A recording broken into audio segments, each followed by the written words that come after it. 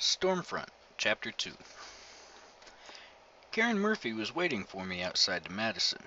Karen and I are a study in contrasts. Where I am tall and lean, she's short and stocky.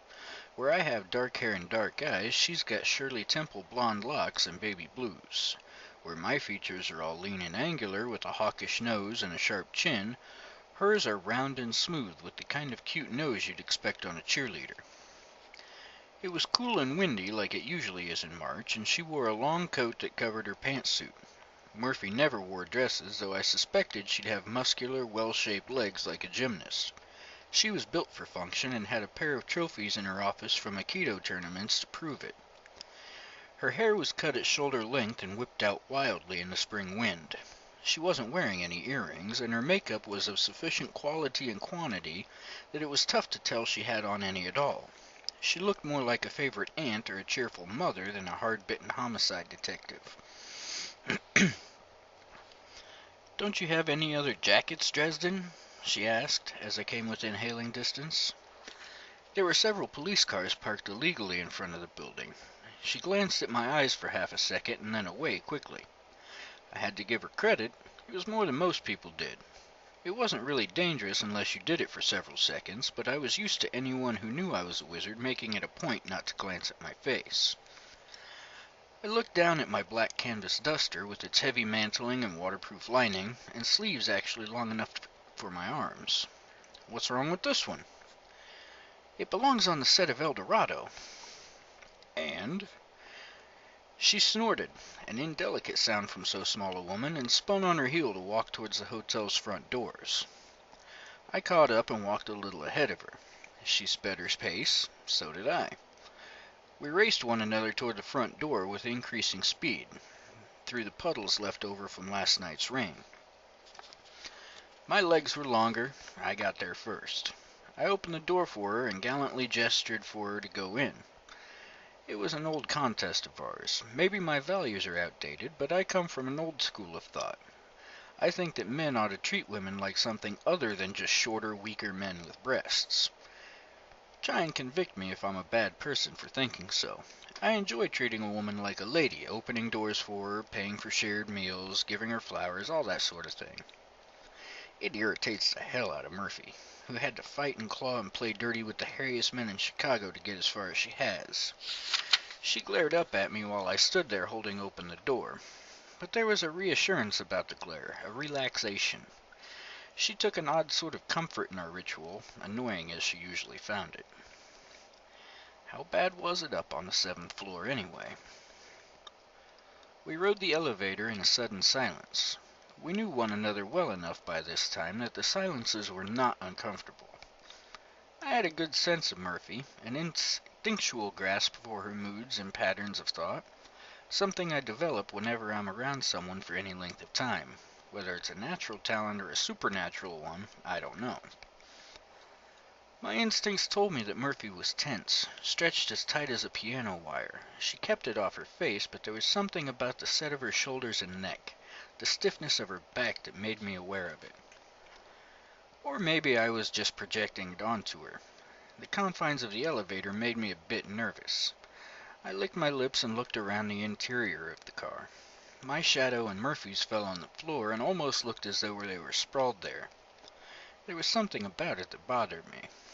A nagging little instinct that I blew off as a case of the nerves. "Steady, Harry."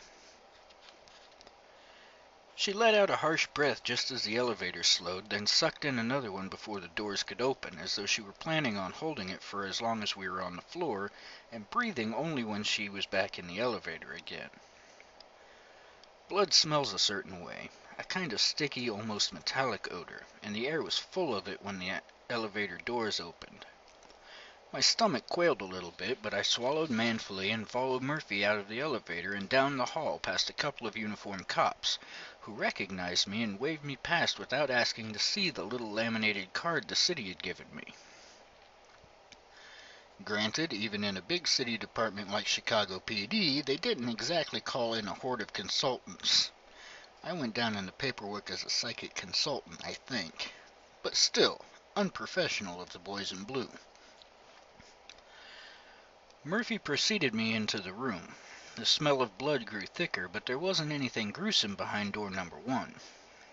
The outer room of the suite looked like something of a sitting room done in the rich tones of red and gold, like a set from an old movie in the 30s. Expensive looking, but somehow faux nonetheless.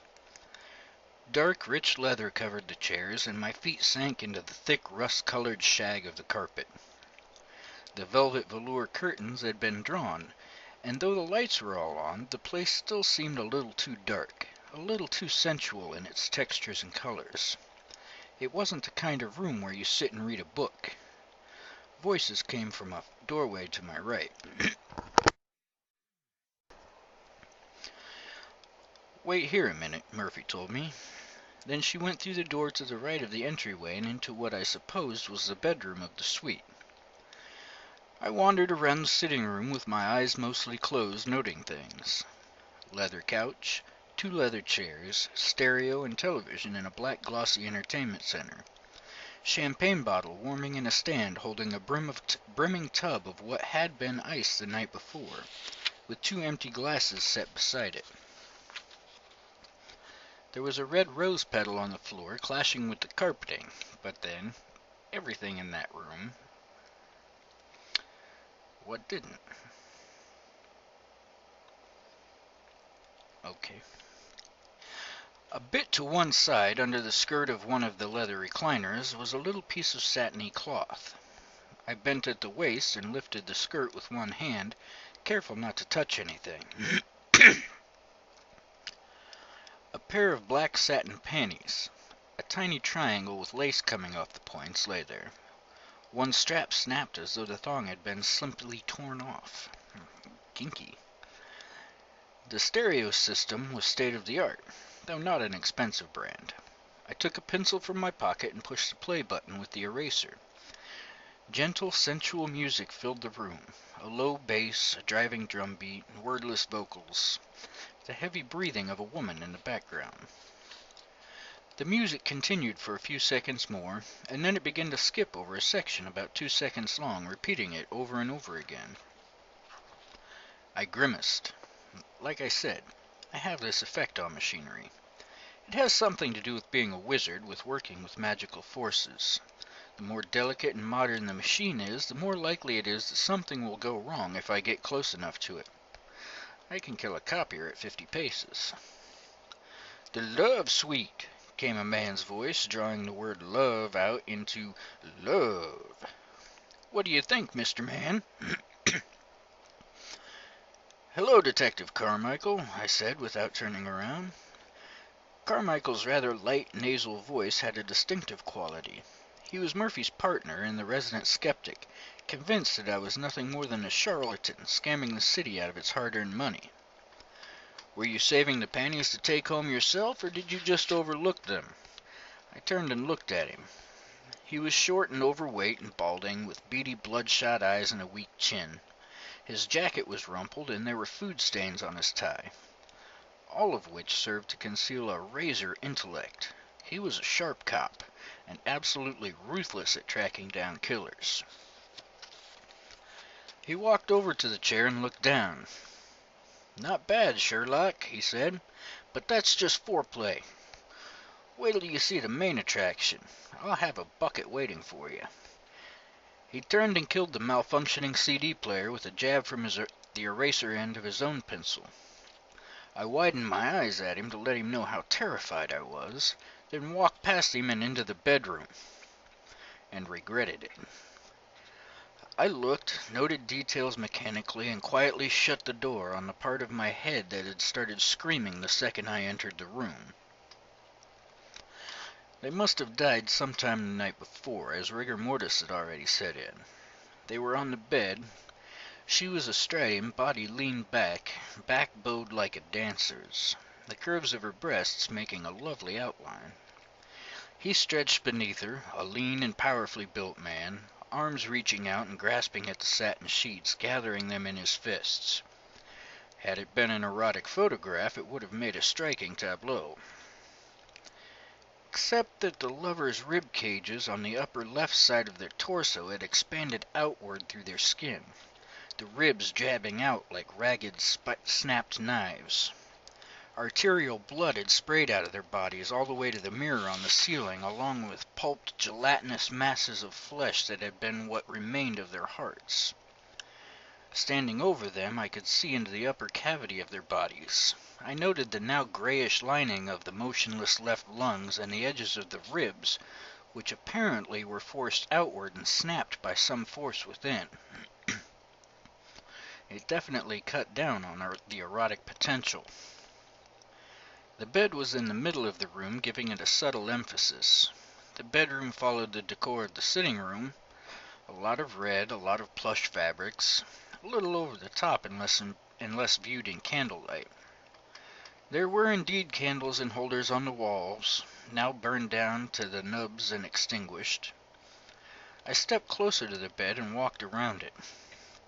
The carpet squelched as I did. The little screaming part of my brain, safely locked up behind doors of self-control and strict training, continued gibbering. I tried to ignore it, really I did, but if I didn't get out of that room in a hurry, I was going to start crying like a little girl. So I took in the details fast. The woman was in her 20s in fabulous condition. At least I thought she had been. It was hard to tell. She had hair the color of chestnuts, cut in a pageboy style, and it seemed dyed to me.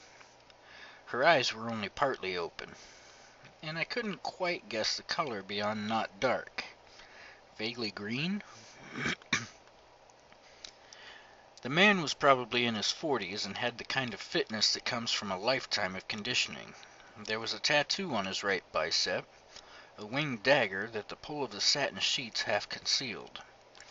There were scars on his knuckles, layers deep, and across his lower abdomen a vicious, narrow, puckering scar that I guessed must have come from a knife wound. There were discarded clothes around, a tux for him, a little sheath of a black dress, and a pair of pumps for her.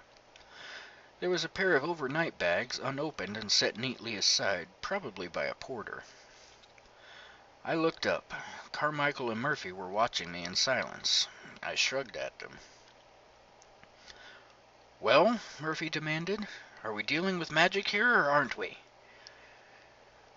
"Either that, or it was really incredible sex," I told her. Carmichael snorted. I laughed a little, too. And that was all the screaming part of my brain needed to slam open the doors I'd shut on it. My stomach revolted and heaved, and I lurched out of the room. Carmichael, true to his word, had set a stainless steel bucket outside the room, and I fell to my knees throwing up. It only took me a few seconds to control myself again, but I didn't want to go back in that room. I didn't need to see what was in there anymore. I didn't want to see the two dead people, whose hearts had literally exploded out of their chests. And someone had used magic to do it. They had used magic to wreak harm on another, violating the first law. The White Council was going to go into collective apoplexy. This hadn't been the act of a malign spirit or a malicious entity, or the attack of one of the many creatures of the Never Never, like vampires or trolls. This had been the premeditated, deliberate act of a sorcerer, a wizard, a human being able to tap into the fundamental energies of creation and life itself. It was worse than murder. It was twisted, wretched perversion, as though someone had bludgeoned another person to death with a Botticelli, turned something of beauty to an act of utter destruction. If you've never touched it, it's hard to explain. Magic is created by life, and most of all by the awareness, intelligence, emotions of a human being. To end such a life with the same magic that was born from it was hideous, almost incestuous somehow. I sat up again and was breathing hard, shaking, and tasting bile in my mouth, when Murphy came back out of the room with Carmichael. "All right, Harry," Murphy said. "Let's have it. What do you see happening here?" I took a moment to collect my thoughts before answering. They came in, they had some champagne, they danced for a while, made out, over there by the stereo, then went into the bedroom. They were in there for less than an hour. It hit them when they were getting to the high point. "Less than an hour," Carmichael said. "How do you figure?" CD was only an hour and 10 long. Figure a few minutes for dancing and drinking, then they're in the room. Was the CD playing when you found them? No, Murphy said. Then it hadn't been set on a loop. I figure they wanted music just to make things perfect given the room and all. Carmichael grunted sourly. Nothing we hadn't already figured out for ourselves, he said to Murphy. He'd better come up with more than this. Murphy shot Carmichael a look that said, "Shut up," and then said softly, "I need more, Harry." I ran one of my hands back over my hair. There's only two ways anyone could have managed this. The first is by evocation. Evocation is the most direct, spectacular, and noisy form of expressed magic, or sorcery. Explosions, fire, that sort of thing. But I doubt it was an evoker who did this. "Why?" Murphy demanded. I heard her pencil scritching on the notepad she always kept with her. "Because you have to be able to see or touch where you want your effect to go," I told her. "Line of sight only. The man or woman would have had to be there, in the room with them. Tough to hide forensic evidence with something like that. And anyone who was skilled enough to pull off a spell like that would have had the sense to use a gun instead. It's easier." "What's the other option?" Murphy asked. "Thaumaturgy," I said. "As above, so below. Make something happen on a small scale, and give it the energy to happen on a large scale." Carmichael snorted. "What bullshit!" Murphy's voice sounded skeptical. "How would that work, Harry? Could it be done from somewhere else?" I nodded. The killer would need to have something to connect him or her to the victims. Hair, fingernails, blood samples, that sort of thing. Like a voodoo doll? Exactly the same thing, yes. "There's fresh dye in the woman's hair," Murphy said. I nodded. "Maybe if you can find out where she got her hairstyle, you could find something out. I don't know." "Is there anything else you could tell me that would be of use?" "Yes, the killer knew the victims, and I'm thinking it was a woman." Carmichael snorted. "I don't believe we gotta sit here and listen to this. 9 times out of 10 the killer knows the victim." "Shut up, Carmichael," Murphy said. "What makes you say that, Harry?" I stood up and rubbed at my face with my hands. The way magic works, whenever you do something with it, it comes from inside you. Wizards have to focus on what they're trying to do, visualize it, believe in it to make it work. You can't make something happen that isn't a part of you inside. The killer could have murdered them both and made it look like an accident, but she did it this way. To get it done this way, she would have had to want them dead for very personal reasons, to be willing to reach inside them like that. Revenge, maybe. Maybe you're looking for a lover or a spouse. Also because of when they died. In the middle of sex. It wasn't a coincidence. Emotions are a kind of channel for magic, a path that can be used to get to you. She picked a time when they'd be together and charged up with lust. She got samples to use as a focus, and she planned it out in advance. You don't do that to strangers. "Crap," Carmichael said, but this time it was more of an absent-minded curse than anything directed at me. Murphy glared at me. "You keep saying she challenged me. "Why the hell do you think that?" I gestured toward the room. "Because you can't do something that bad without a whole lot of hate," I said. "Women are better at hating than men. They can focus it better, let it go better. Hell, witches are just plain meaner than wizards. This feels like feminine vengeance of some kind to me." "But a man could have done it," Murphy said. "Well," I hedged. "Christ, you're a chauvinist pig, Dresden. Is it something that only a woman could have done?" "Well, no, I don't think so." "You don't think so?" Carmichael drawled. "Some expert." I scowled at them both, angry. "I haven't really worked through the specifics of what I'd need to do to make somebody's heart explode, Murph. As soon as I have occasion to, I'll be sure to let you know." "When will you be able to tell me something?" Murphy asked. "I don't know." I held up a hand for stalling her next comment. "I can't put a timer on this stuff, Murph. It just can't be done. I don't even know if I can do it at all, much less how long it will take. At $50 an hour, it better not be too long, Carmichael growled. Murphy glanced at him. She didn't exactly agree with him, but she didn't exactly slap him down either. I took the opportunity to take a few long breaths, calming myself down. I finally looked back at them. Okay, I asked, who are they, the victims? You don't need to know that, Carmichael snapped. Ron, Murphy said. I could really use some coffee. Carmichael turned to her. He wasn't tall, but he all but loomed over Murphy. "Aw, come on, Murph. This guy's jerking your chain. You don't really think he's going to be able to tell you anything worth hearing, do you?" Murphy regarded her partner's sweaty, beady-eyed face with a sort of frosty hauteur. Tough to pull off on someone 6 inches taller than she. No cream, 2 sugars. "Damn it," Carmichael said.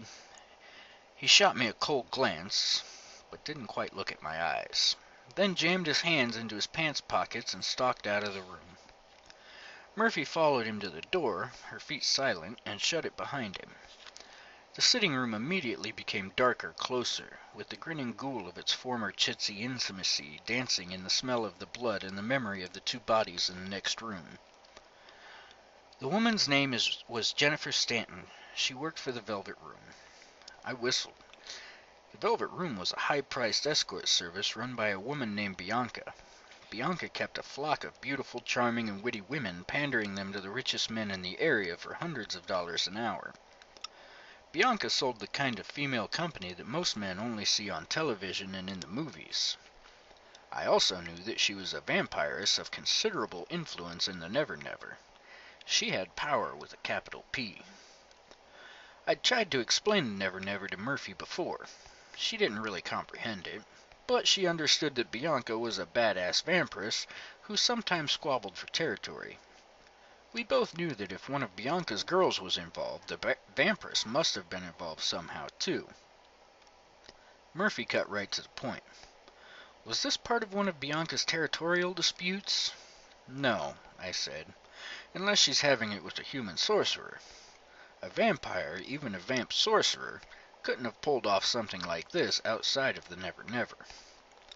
Could she be at odds with a human sorcerer? Murphy asked. Possible, but it doesn't sound like her. She isn't that stupid. What I didn't tell Murphy was that the White Council made sure that vampires who trifled with mortal practitioners never lived to brag about it. I don't talk to regular people about the White Council. It just isn't done. Besides, I said, if a human wanted to take a shot at Bianca by hitting her girls, he'd be better off to kill the girl and leave the customer healthy to let him spread the tale and scare off business. Humph, Murphy said. She wasn't convinced, but she made notes of what I said. Who was the man? I asked her. Murphy looked up at me for a moment and then said evenly, Tommy Tom. I blinked at her to let her know she hadn't revealed the mystery of the ages. Who? Tommy Tom, she said. Johnny Marcone's bodyguard. Now it made sense. Gentleman Johnny Marcone had been the thug to emerge on the top of the pile after the Vargassi family had dissolved into internal strife. The police department saw Marcone as a mixed blessing. After years of merciless struggle and bloody exchanges with the Vargassis, Gentleman Johnny Marcone tolerated no excesses in his organization, and he didn't like freelancers operating in his city. Muggers, bank robbers, and drug dealers who were not part of his organization somehow always seemed to get ratted out and turned in, or else simply went missing and weren't heard from again. Marcone was a civilizing influence on crime, and where he operated it was more of a problem in terms of scale than ever before. An extremely shrewd businessman, he had a battery of lawyers working for him that kept him fenced in from the law behind a barricade of depositions and papers and tape recordings. The cops never said it, but sometimes it seemed like they were almost reluctant to chase him. Marcone was better than the alternative, anarchy in the underworld. I remember hearing he had an enforcer, I said. I guess he doesn't anymore. Murphy shrugged. So it would seem. So what will you do next? Run down this hairstylist angle, I guess. I'll talk to Bianca and Marcone, but I can already tell you what they'll tell me. She flicked her notebook closed and shook her head, irritated. I watched her for a minute. She looked tired. I told her so. I am tired, she replied. Tired of being looked at like I'm some sort of nutcase. Even Carmichael, my own partner, thinks I've gone over the edge in all of this. The rest of the station thinks so too, I asked her. Most of them just scowl and spin their index fingers around their temples when they think I'm not looking, and file my reports without ever reading them. The rest are the ones who have run into something spooky out there, and they're scared shitless. They don't want to believe in anything they didn't see on Mr. Science when they were kids. How about you? Me? Murphy smiled, a curving of her lips that was a vibrantly feminine expression, making her look entirely too pretty to be such a hard ass. The world's falling apart at the seams, Harry. I guess I just think people are pretty arrogant to believe we've learned everything there is to know in the past century or so. What the hell? I can buy that we're just now starting to see the things around us in the dark again. It appeals to the cynic in me.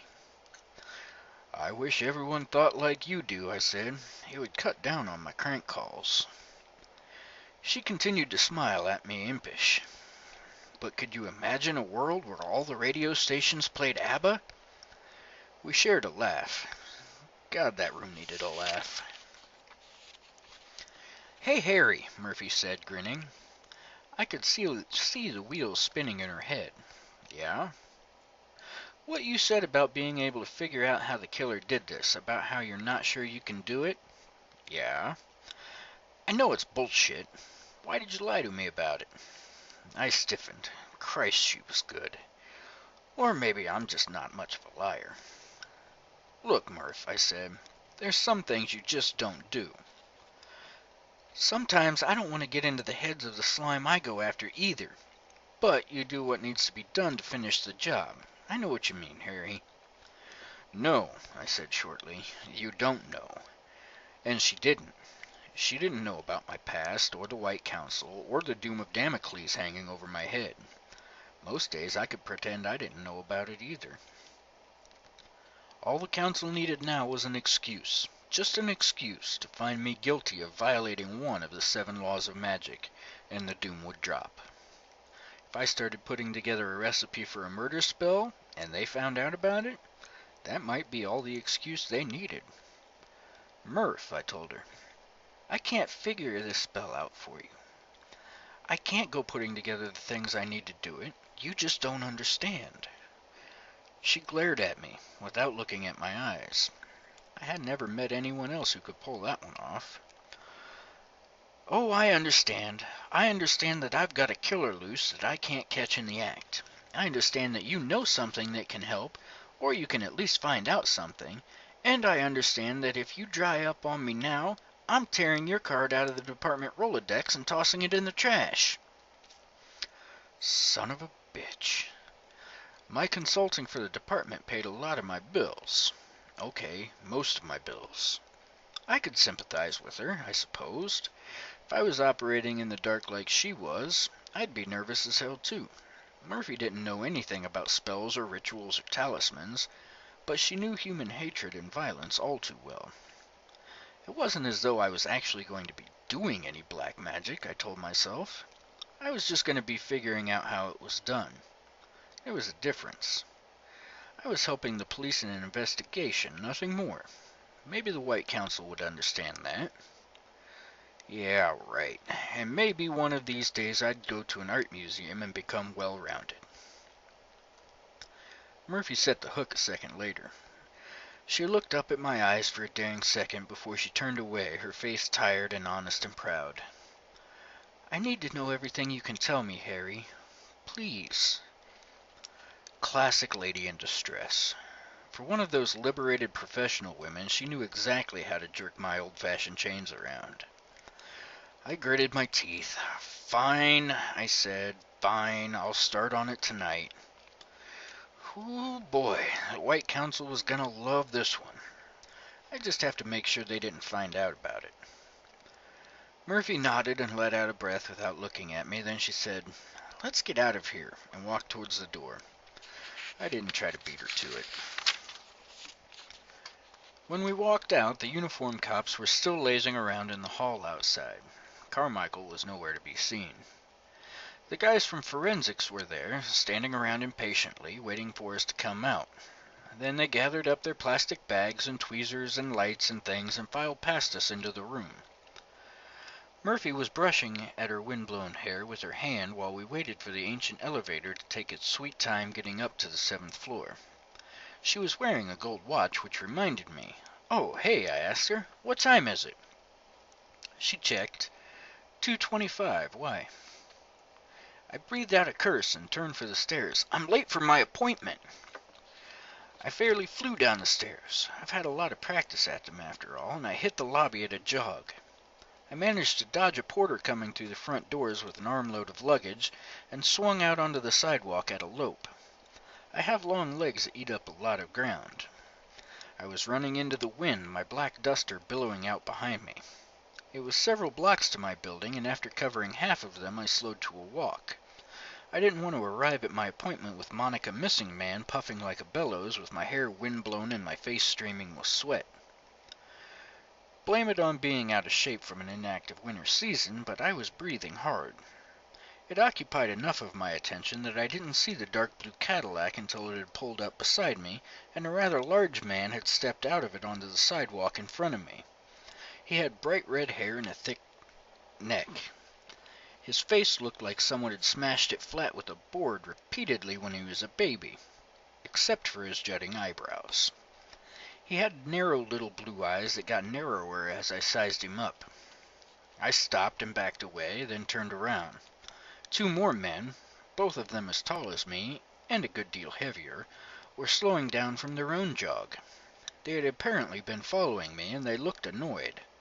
One was limping slightly, and the other wore a buzz cut that had been spiked up straight with some kind of styling gel. I felt like I was in high school again, surrounded by bullying members of the football team. "Can I help you, gentlemen?" I asked. I looked around for a cop, but they were all over at the Madison. I supposed. Everyone likes to gawk. "Get in the car," the one in front of me said. One of the others opened the rear door. "I like to walk. It's good for my heart." "You don't get in the car, it isn't going to be good for your legs," the man growled. A voice came from inside the car. "Mr. Hendricks, please. Be more polite. Mr. Dresden, would you join me for a moment? I'd hoped to give you a lift back to your office, but your abrupt exit made it somewhat problematic. Perhaps you will allow me to convey you the rest of the way." I leaned down to look into the back seat. A man of handsome and unassuming features, dressed in a casual sports jacket and Levi's, regarded me with a smile. "And you would be?" I asked him. His smile widened, and I swear it made his eyes twinkle. "My name is John Marcone. I would like to discuss business with you." I stared at him for a moment, and then my eyes slid aside to the very large and very overdeveloped Mr. Hendricks. The man growled under his breath, and it sounded like Cujo just before he jumped at the woman in the car. I didn't feel like duking it out with Cujo and his 2 buddies, so I got in the back of the caddy with Gentleman Johnny Marcone. It was turning out to be a very busy day, and I was still late for my appointment. End of chapter 2.